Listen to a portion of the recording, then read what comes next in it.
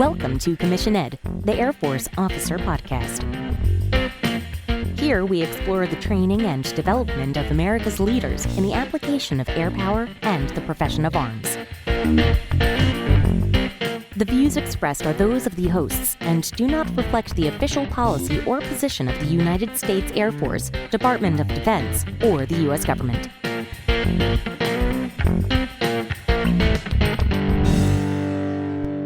Welcome to another episode of Commission Ed, the Air Force Officer Podcast. I am Colin Slade. And I am Reed Gann, and we're your hosts for Commission Ed. So last time we spent quite a bit of time discussing Air Force Officer Training School and Air Force Reserve Officer Training Corps. We haven't yet gotten to the Air Force Academy. That will come later. But today we wanted to spend some time talking about what is it exactly that officers do in the Air Force. So perhaps we should start off by saying, what is it that you and I both do? And we'll kind of use that as a starting point, and we'll go from there. Absolutely. I'll go first. I'm a civil engineering officer. My AFSC is 32 Echo 3 Golf, or 32E3G. All right. Alphabet soup warning. I'm going to throw up my acronym flag. You ever been in a classroom where you didn't understand something and you threw up a flag? Yep. Yeah. All right. So acronym flag. It's present. What is AFSC, Colin? Thank you for bringing that up. AFSC, Air Force Specialty Code. It is what the Air Force uses to designate my specific career field. AFSCs are not specific just to officers. They exist for every position in the Air Force, officer and enlisted. And its equivalent in the other services is the MOS, or Military Occupation Specialty. Excellent. Thank you. Appreciate it. So like as I was saying, I'm a civil engineering officer, or just civil engineer. My responsibility for the Air Force as a civil engineer is to essentially build and maintain the base. In a nutshell, that is what I do. But in addition to that, I am a leader of the people who build and maintain the base. So I work with all of the plumbers, the electricians, the firefighters, the explosive ordnance disposal or EOD technicians, lots of cats and dogs in the umbrella of civil engineering in the Air Force. And I am a leader of those people. But right this moment, my job in the Air Force is to be an instructor, or an 81 Tango or A1T. So that has taken me out of my permanent AFSC, or my permanent specialty code, my permanent career field, and put me into a temporary career field as an instructor, an officer instructor, someone who helps to develop other officers in a special duty capacity. Excellent. Appreciate it. So that leads into my various jobs. So I was actually hired by the Air Force to be a chemist. It was a 6-1 Charlie, or 6-1C. And my job was to do research and development, specifically in the area of chemistry. After about a year, and we'll talk about this as we get closer to the end, I was asked by the Air Force to cross-train or to find another job. And that's when I was sent to intelligence officer training. So now that makes me a 14N, 14 November. The purpose and intent of the Air Force Officer Intelligence Corps is to provide information to commanders to enable them to make decisions. We can acquire that information via a variety of mechanisms. Not all of those mechanisms are classified, but a large portion of them are. And as Colin outlined, we also lead other airmen in performing those functions. I also was an instructor for a time, as we discussed at Officer Training School, and I was actually an 81 Charlie, which is an OTS instructor. And so in my short 8 years in the Air Force, I've held 3 Air Force specialty codes and done a wide variety of jobs. So something we kind of wanted to start off talking about is this idea that we're all classified and categorized into various buckets or stovepipes or whatever you want to call them. And it's always easy to point back to the guiding documents that kind of outline all this stuff.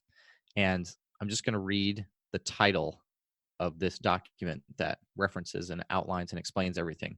The Air Force Officer Classification Directory, dated 30 April 2019, the official guide to the Air Force officer classification codes, a specialty for every Air Force job and the qualifications necessary to perform each job.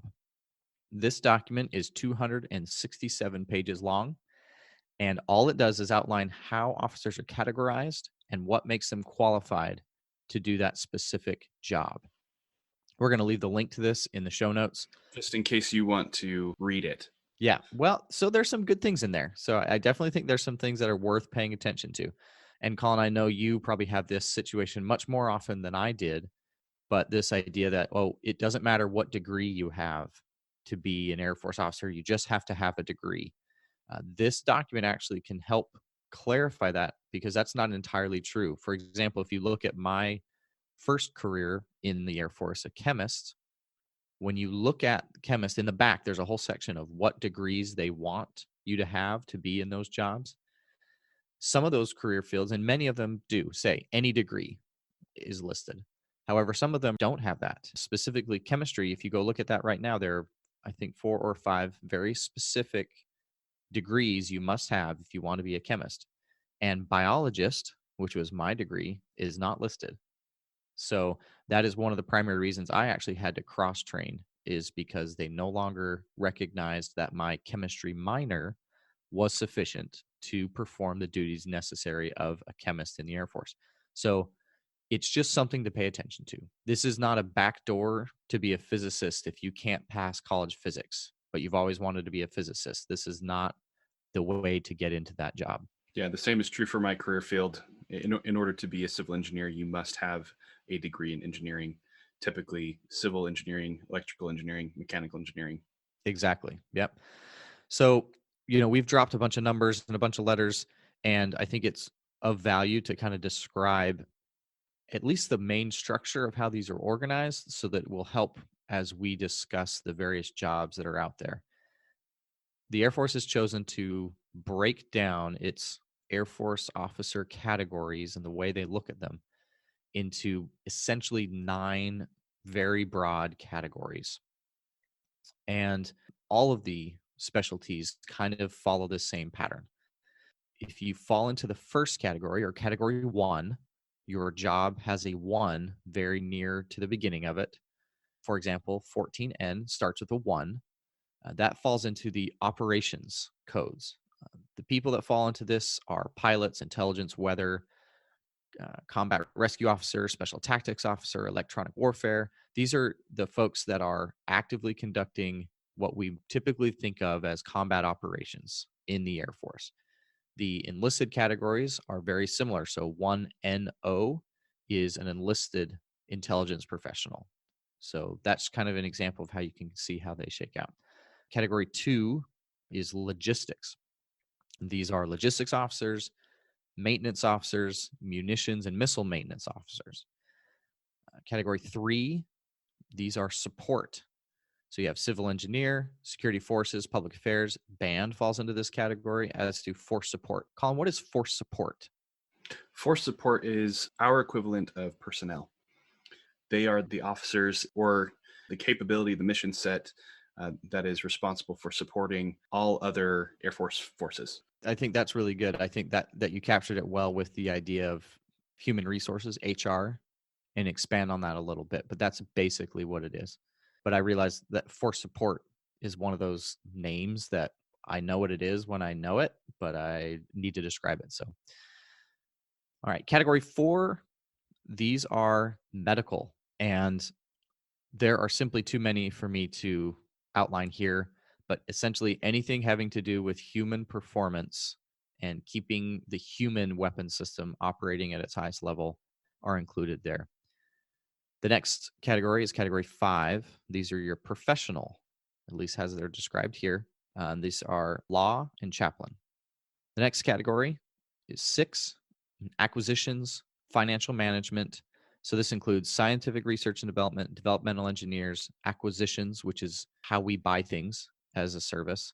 We're talking if we need to purchase a new weapon system, how do we make sure that aircraft does what it needs to and arrives on time and on budget? Contracting falls under this, as well as finance. And finance is making sure everyone is getting paid the way they're supposed to, making sure their reimbursements are happening, So physics, engineers, scientists, some engineers fall in this category, some don't. Some fall, as Colin earlier described, up in the support with CE or civil engineering. Category 7 only has one job, and that's the Office of Special Investigation, or OSI. These are our detectives that investigate potential crimes. They also, in the Air Force, have a counterintelligence role. Other services have specific jobs for counterintelligence, but this is something that our OSI does. The last two categories, category 8 and 9, are miscellaneous cats and dogs, if you will. 8 is special duties. This includes officer instructors, like Colin at RO and myself when I was at officer training school. But there's a variety of other categories that you can be categorized as a 8 series. And the 9 series are also a very limited set that apply very specifically. An example here, astronauts fall into series 9. So if you are an Air Force officer and you happen to be selected by NASA to become an astronaut, they're going to give you a different Air Force specialty code, and it's in the 9 series. Students, while they're in training, before they are formally awarded their Air Force specialty, they are in the 9 series. So it's just kind of how we have to categorize people. We have to give them this code, and that's kind of where they fall into when category 9. That didn't even cover all of it. There's a whole section in this document about prefixes and suffixes to further describe and categorize your experience and how you should be treated, where you can work, the different jobs that you can perform. Bottom line, almost anything you can imagine is something that we do in the Air Force. Yeah, and I think getting into the nitty-gritty of how the Air Force specialty codes work can get really complicated and is not entirely useful. I don't think that's a good way necessarily for you and I, as well as the listeners in our audience, to spend their time. So probably the best way to think about this, this 1 through 9 series, is that the lower the number, the closer that job is to the aircraft or the operational mission. For example, 1-1 is a pilot. Anything that comes after that 1-1 is going to be a pilot.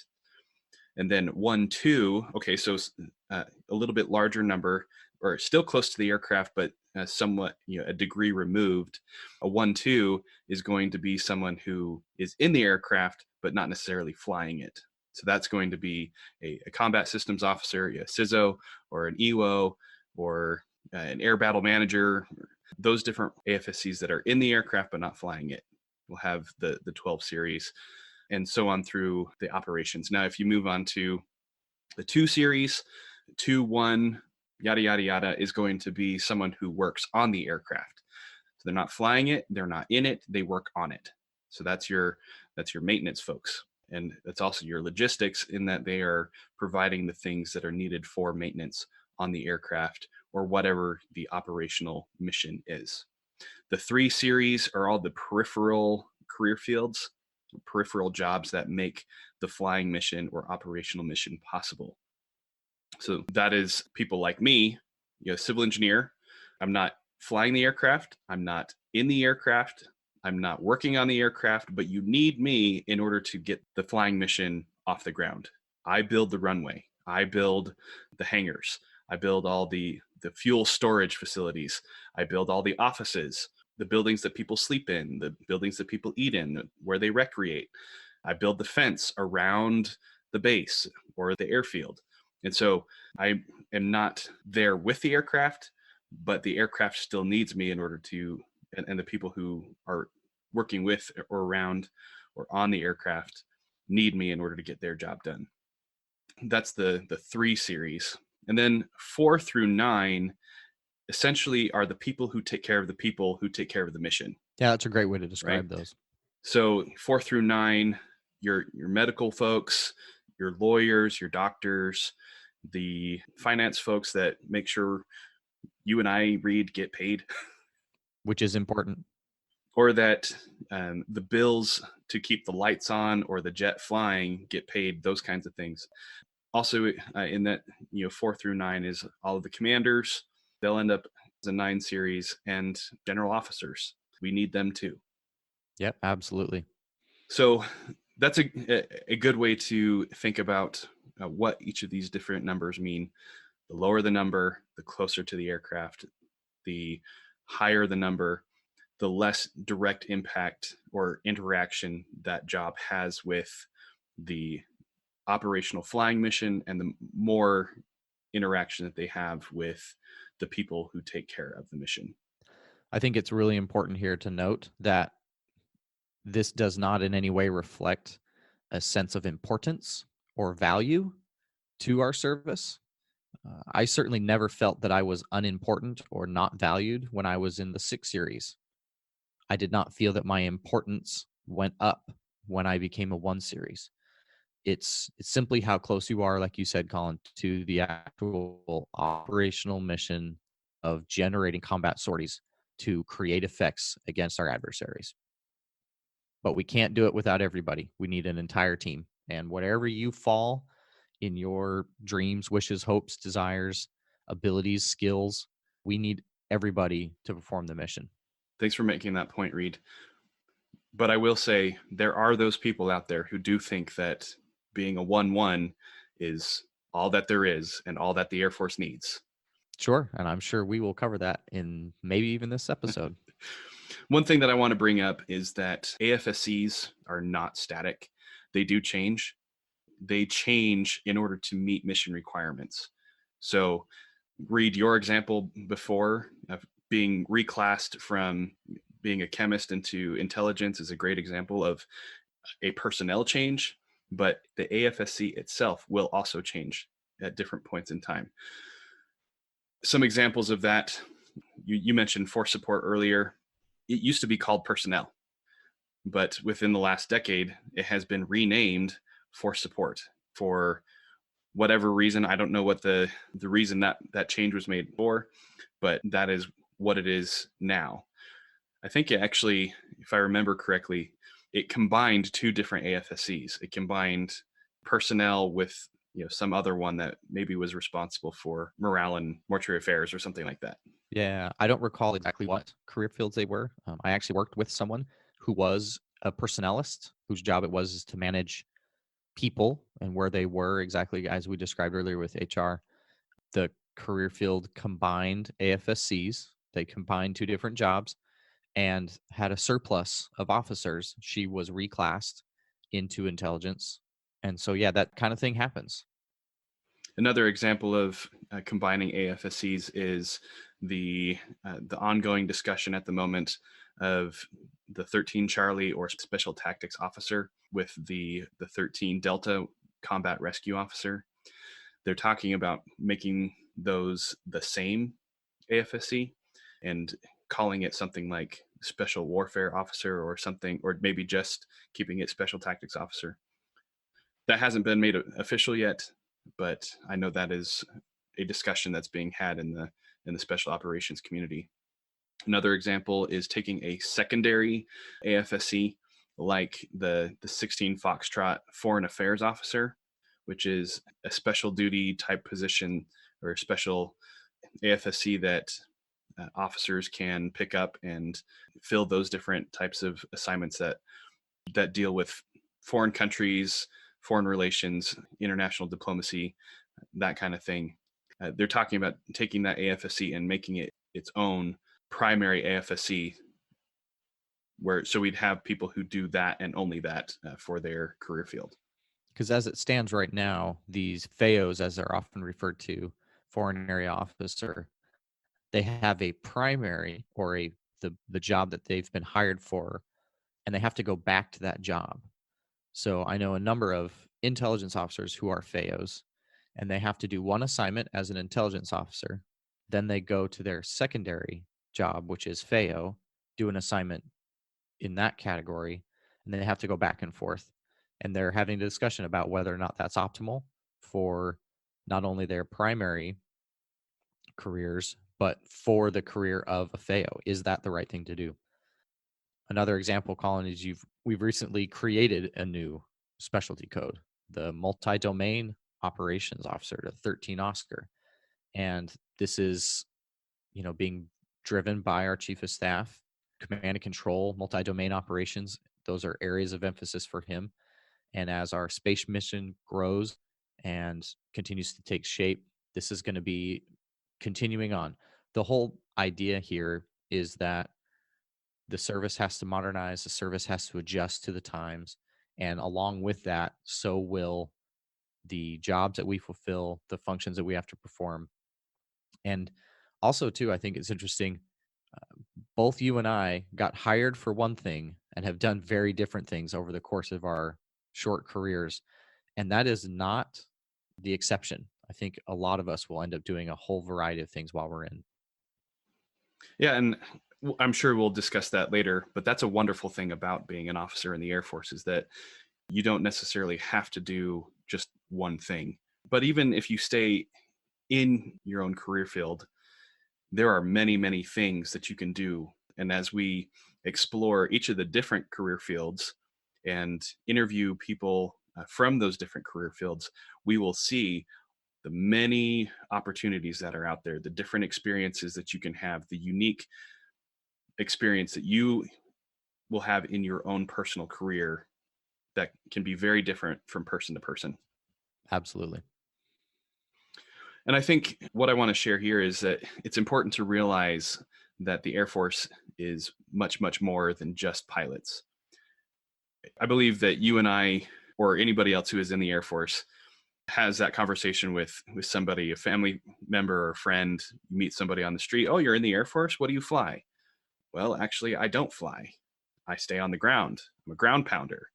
I didn't want to be a pilot, or I didn't qualify to be a pilot because of various medical issues or whatever the case may be. It's important to realize that the vast majority of people in the Air Force actually don't fly at all. Even if they're in operations, they don't necessarily have to be in or around the aircraft. Pilots only make up about 4% of the total Air Force. And one of the things that drives all that, like I was mentioning earlier, is that these different support functions and then the people who support the support functions, the Air Force has to be able to function like a small city. If you think about what an Air Force base is, the different things that go into creating an Air Force base and getting the flying mission going, yes, there is an airstrip or some sort of operational set of facilities for that. There are all of the hangars, the office buildings, the places that people sleep, the places that people eat, where they recreate, the perimeter of that Air Force base. Essentially, an Air Force base looks and functions very similar to a city. And like a city, the Air Force base is going to need all of the many functions, all of the many occupations that keep that city running. There's going to have to be people who run the gym that you go work out at. There are people who have to cook the food that you go eat. There are people who have to pick up the garbage and haul it away, that fix your light bulbs or make sure the power is on, or that provide security. All of these things have to exist just so that we can get the aircraft off the ground or manage the satellites in the sky. Yeah, absolutely.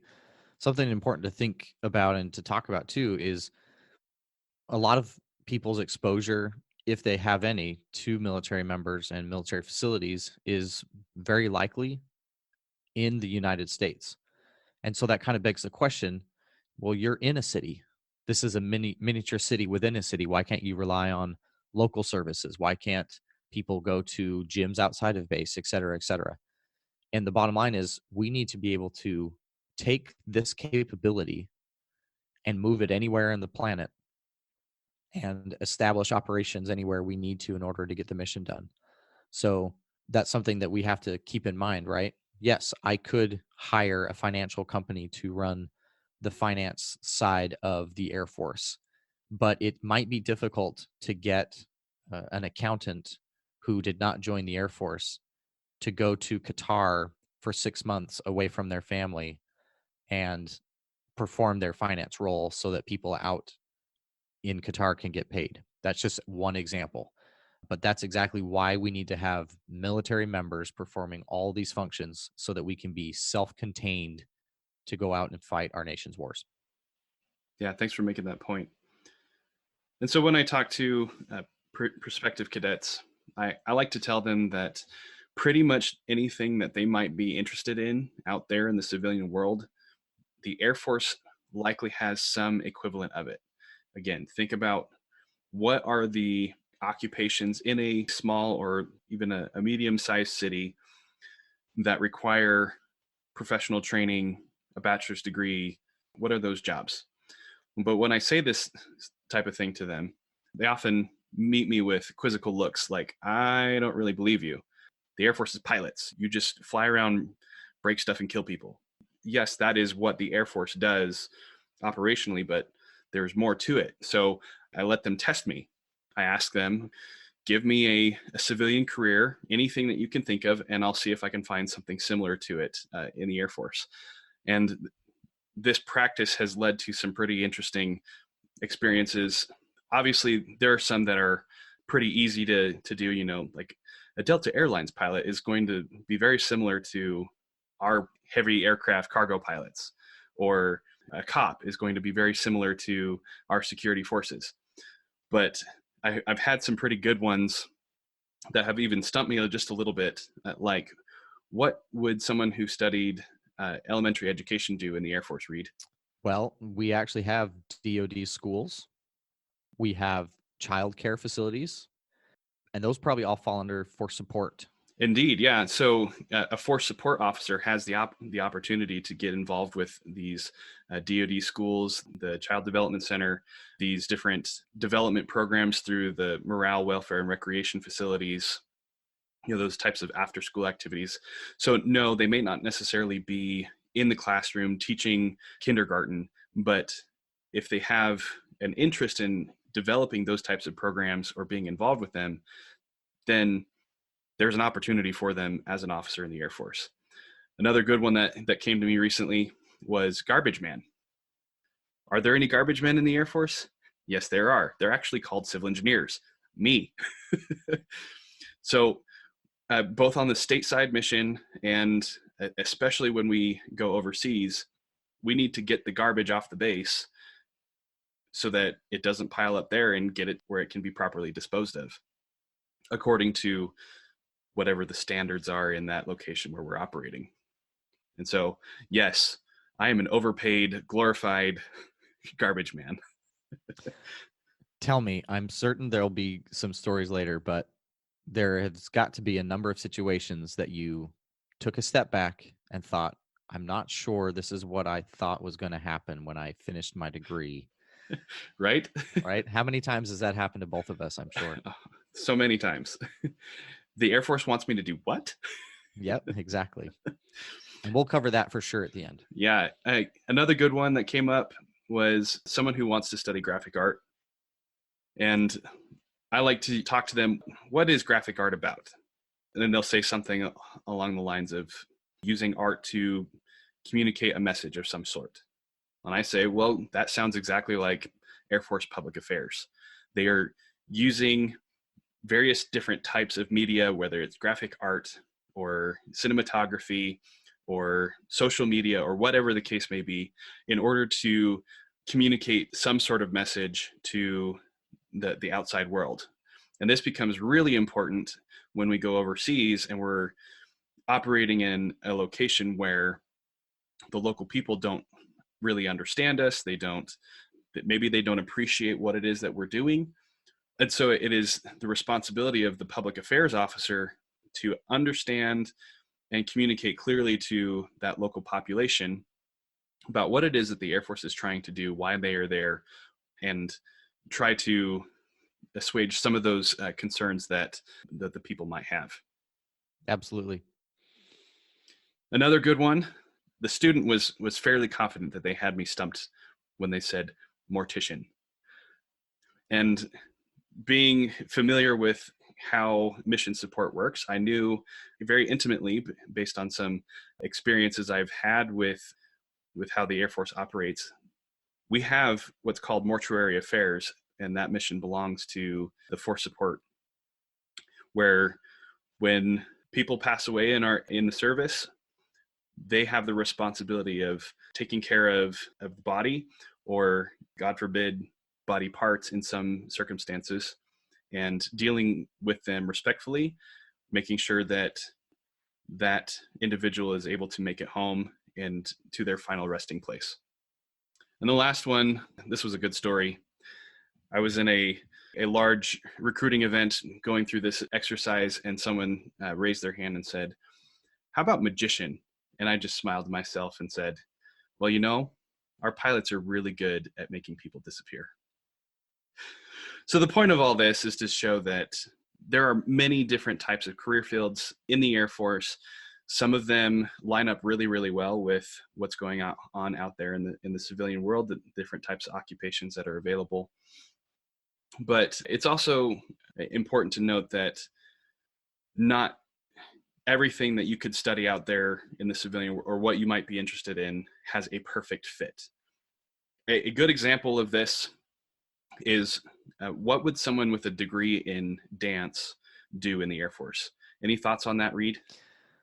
Well, I mean, we did cover it a little bit at the top. There are a number of jobs that just require a degree, any degree. So, you could qualify for some of those. But, I think of a couple things. A dance major probably has a higher level of fitness than, say, an engineering major, all things being equal, right? We can't make, those broad generic statements. So, maybe they'd be really well suited for some of the more physically challenging jobs. So special tactics, combat rescue officer, both of those say any degree. So maybe that would be where they could fit. Maybe they're comfortable in front of people. Being in front of people is something that officers have to do on a regular basis. So that's one option. Being able to run a crew, an air crew, manage a team of people, that defines pretty much any officer, in my opinion. But specific air crew jobs, so pilot, combat systems officer, any of those other options, air battle management, that would be a really good one. You think, what is the job of an air battle manager? They're essentially a choreographer of people. They just happen to be flying really big, expensive aircraft who are out doing awesome things. So yeah, maybe a choreographer would be an excellent air battle manager. Yeah, I think the important thing here is that you need to take a look at what are the fundamental components of the degree that you're studying. What is it that draws you to that particular degree program or area of interest? Boil it down to those smaller components and find something that truly captures your interest and your passion. And then when you sit down and talk with someone like us, Reed, that have done instruction for the different commissioning sources, or if you talk to a recruiter or anybody else in the Air Force that's been around for a while, they can help you to identify a possible career field that lines up relatively well with the things that you are interested in. And then, hey, you do that job for a certain amount of time, the typical 4-year active duty service commitment, or all the way up until retirement. And then you get out and go do that civilian job that you've always wanted to do. Go be an accountant for some Fortune 500 company and make the 6 figures. Or go work for Google as a software developer or computer programmer. Or go be a dancer with the Rockettes on a Radio City Music Hall.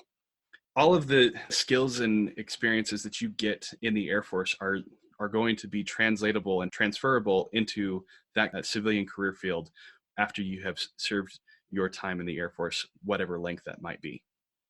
And vice versa, Colin. I had a lot of students at officer training school that had civilian careers, some of them important, meaningful, fulfilling careers that a lot of people had done for a long time. And the same principle applies. Those skills and ability that you have gained in the civilian world have value and are needed. And you can bring something to the fight that someone who joined the Air Force, 17 years old, right out of high school or whatever it is, that maybe they don't have. You may have a perspective or an experience that we don't have and we need. So if But it's interesting as we talk about all this, we've really focused a lot on what it is that you do, right? The whole title of this episode is what you do. But, as I've gone through, as I prepped for this episode, as I did a bunch of reading, as a member of the profession of arms, this is something that I pay attention to. This is something I try to be current on and be informed about. So I do a lot of reading in this regard. This idea of what an Air Force officer is and what they do is an active area of debate. And that's something I think it would be really valuable to explore for a little bit. So I want to sum all of my thoughts up in a quote from General Goldfein, but I need to get you there. So if you've been paying attention to the media for the last couple of years, there's been a pretty severe pilot shortage in the Air Force. It's something that's been given a lot of press time. And I'm talking, RAND, NPR, Air Force Times, Forbes, War on the Rocks, which is another podcast and reporting mechanism that focuses on Department of Defense issues, Foreign Policy Magazine, Air Force Magazine, and essentially any big mainstream media outlet that you can imagine has been reporting on this idea of a pilot shortage. And I've read all of them, right? This is something that affects me. It affects my profession. It's something I'm interested in. And one article, an Air Force Times article, which I'll provide a link to in the show notes, from June of 2018, General Goldfein, he was talking about his emphasis on revitalizing the squadron. Make sure that our squadron, which is the most fundamental in the Air Force, making sure they have strong and effective leaders. And this is what he said, quote, "That to me is the secret sauce. That's what's going to keep people in. It's what kept me in. If you can get inspirational squadron commanders out there that are given decision authority to run their squadrons, and they're given the resources they need to accomplish the mission, and they're out there inspiring their airmen, that is going to be far and above the most effective," end quote. So I found that really fascinating. In his opinion, the way to solve our pilot shortage doesn't have a whole lot to do with pilots.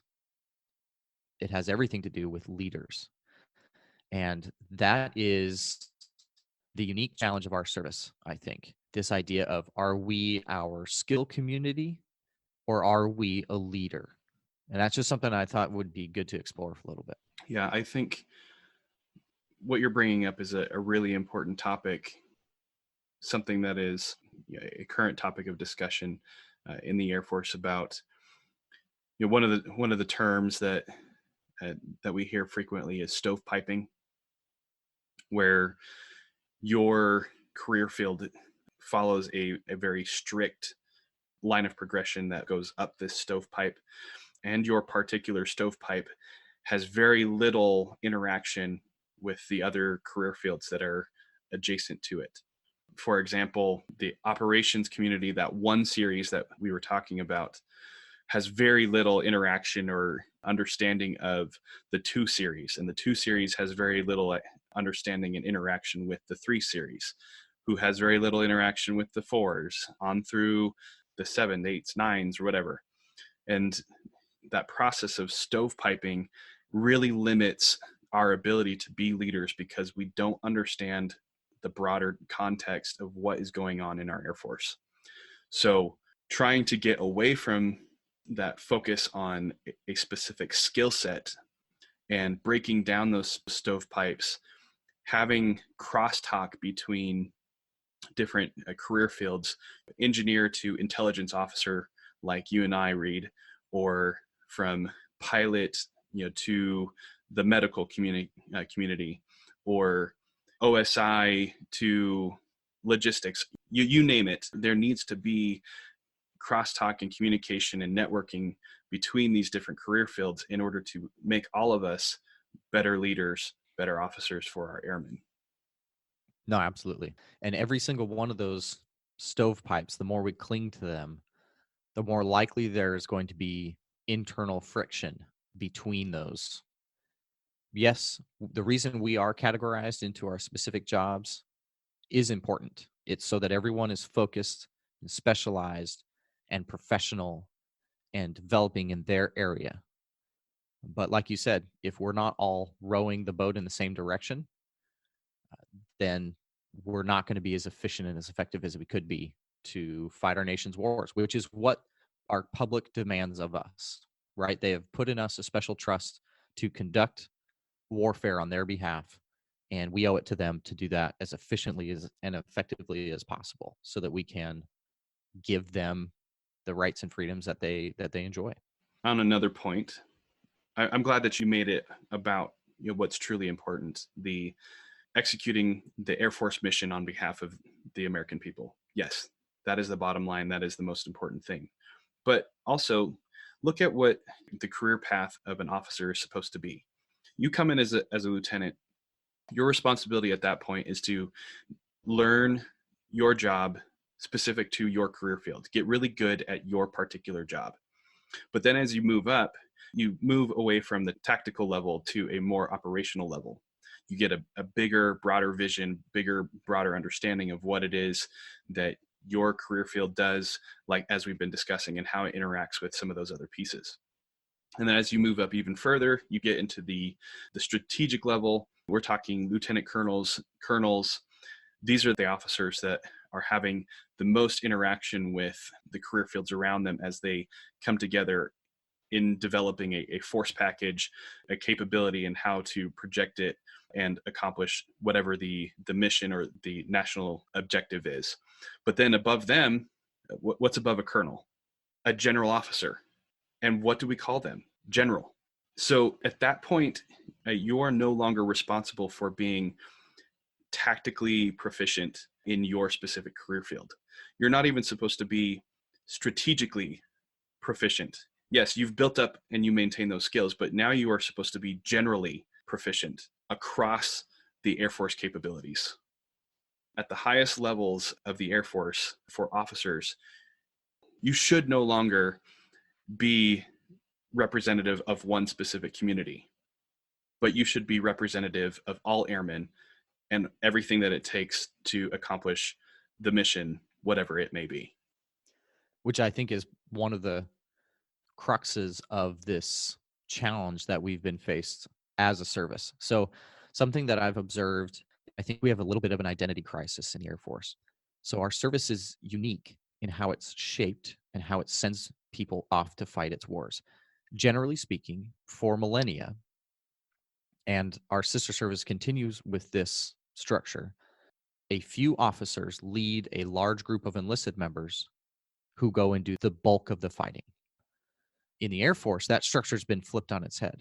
You have this massive pyramid of most often enlisted members who work really hard, are guided by brilliant officers, but mostly it's a bunch of enlisted folks who prepare the aircraft, prepare the airfield, prepare the logistics, the munitions, everything that's required to put a few officers in these aircraft to go off and fight. We have our officers going off and doing the fighting in small numbers relative to, say, an infantry brigade where there's a small number of officers leading a large number of enlisted. And this, as a result of this flipped script, we're trained young and early to be very good at our technical profession, right? At the skill community that we've been assigned to. And those stovepipes, those labels, those identities are really hard to shake as we get further along in our officer development. And that seems to be one of the challenges with recruiting and retaining talent as we get farther along. People want to do what they were hired to do. I definitely felt that when I was originally assigned doing something that I quote unquote wasn't hired to do. I felt that pull. I felt that desire to be with the folks that I had trained with and wanted to do what I had been hired to do. So I understand that pull. But over time, I have gained a deeper appreciation for what I think really matters when it comes down to it. I'm an officer first. I am a leader of airmen first. And I am my skill community second. And that's something that I hoped I related to all of the students that I had the fortune of teaching at Officer Training School. Because I think, as General Goldfein pointed out, that's how we're going to keep the folks here to do the job. I fully agree with you that we are in a identity crisis. I think that identity crisis is very much focused in on our officer community, I think that our enlisted airmen are still following a lot of that same structure that is similar to our sister services. I think that they are still technically proficient. The subject matter experts, they are still used to and thriving within the idea of there being few officers, and they are the overall leaders of the Air Force. So I think that this identity crisis is specific to the officer corps. And I think it's because we have gotten away from an understanding of what leadership truly is and what the officer historically has been, what their capability is. I want to share this quote from General Omar Bradley, World War II era Army general. And he said, "Leadership is intangible, and therefore no weapon ever designed can replace it." And what I read in this quote is that leadership is the weapon. Leadership is the thing that enables the mission to be not only accomplished, but lethal. It is leadership that enables the mission to be effective, or the people who are conducting the mission to be effective. And that is what an officer is a leader. First and foremost, an officer is supposed to be a leader. And therefore, this is something that I've been thinking about recently, about the officer in their own right is a weapon system. The officer is a capability that the Air Force produces that has the ability to project force and is a force multiplier. And if you read Dave Grossman's work, he talks about the officer being a killing enabler. If you think about why the Roman legion was so successful, is because it was one of the very first times that they took somebody out of the ranks, out of the legion itself, and put him behind his men. And it was his job to keep his men focused on the task directly in front of them, which was stabbing forward, wounding and disarming the enemy directly in front of his men. And if it weren't for that Roman officer being there, the men would not have been nearly as effective. Some may still have fought, but others, without that officer behind them, may have dropped their swords and shields and run. So it was the officer's job to keep them in place, keep them disciplined, keep them moving forward and doing their job. And that tradition, that history has kept with us. As you mentioned earlier, there being few officers and many enlisted being responsible for combat operations in our sister services. But that doesn't exist in the Air Force. And so we are getting away from what has traditionally made us successful. And therein is a possible source of this identity crisis, is that we are moving away from officers being mission enablers to being the ones who do the mission themselves on their own. And this is something that's an active area of discussion at the highest levels of our branch. Chief of Staff is right now undergoing a thorough review of how officers are categorized, how they are evaluated, what matters, in a letter that was published mid-August of 2019 to all of his wing commanders.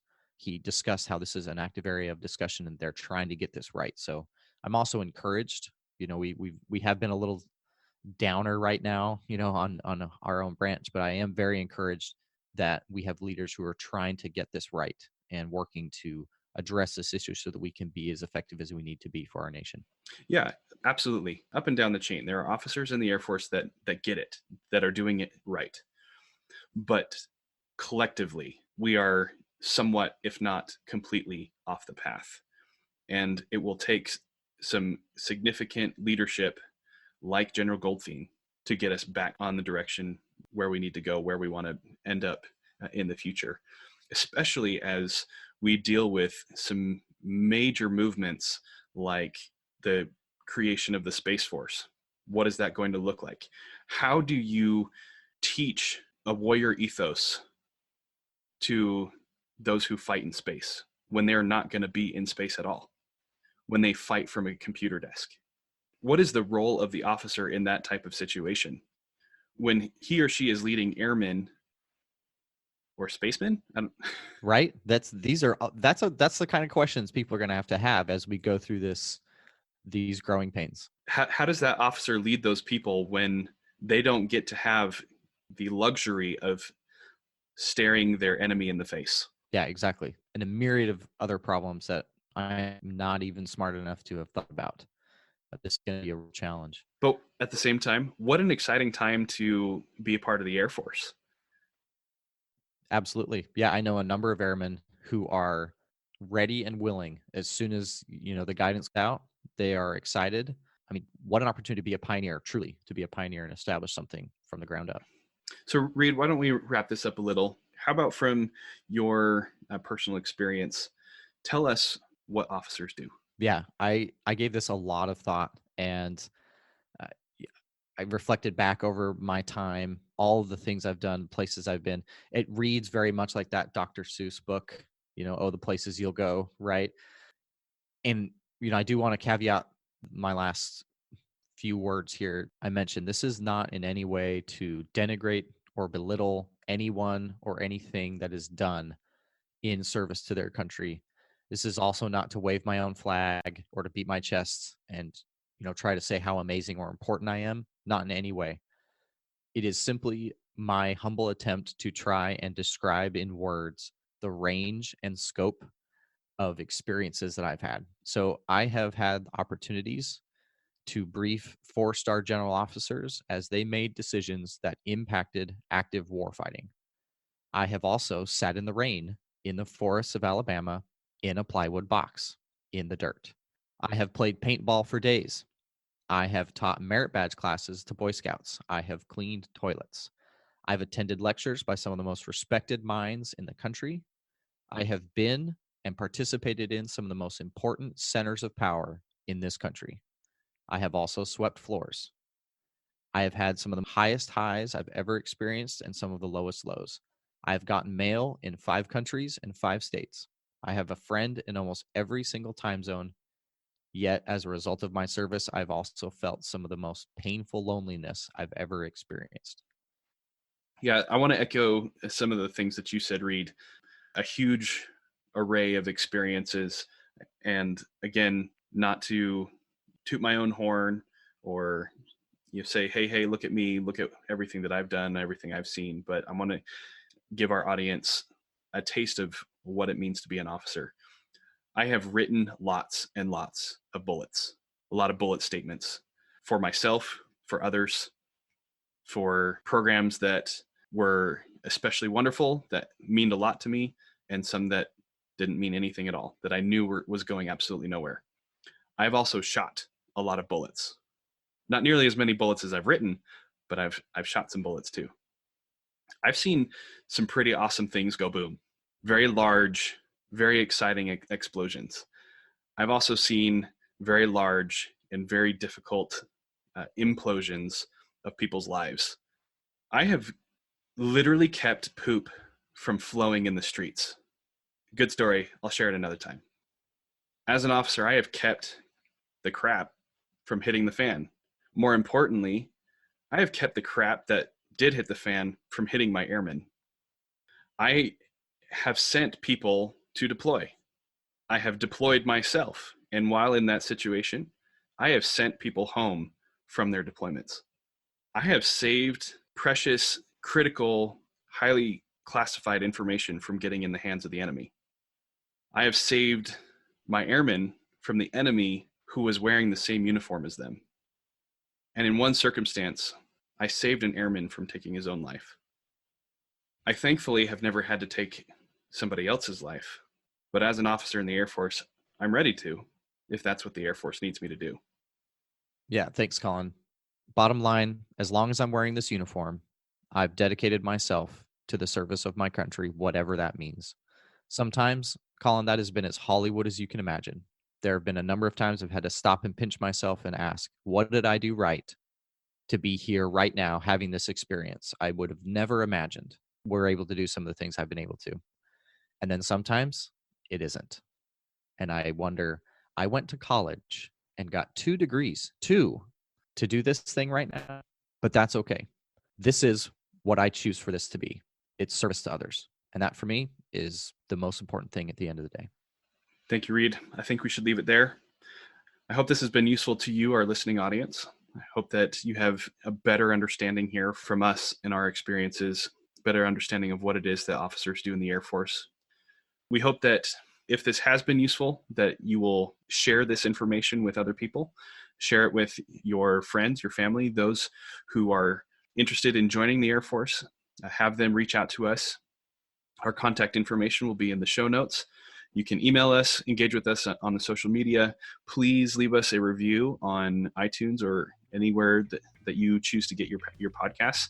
That will help us to get this message out, help others better understand what it is that Air Force officers do, what it means to be an officer, and ultimately how to join this profession of arms. All right. Thank you for listening to this week's episode of Commission Ed. Thank you for listening to Commission Ed, the Air Force Officer Podcast. The views and opinions of the authors expressed herein do not state or reflect those of the U.S. government and shall not be used for advertising or product endorsement purposes. Mention of any specific commercial products, process, or service by trade name, trademark, manufacturer, or otherwise does not necessarily constitute nor imply its endorsement, recommendation, or favoring by the U.S. government. The mention of companies by name is solely for the purpose of discussion and should not be implied as endorsement.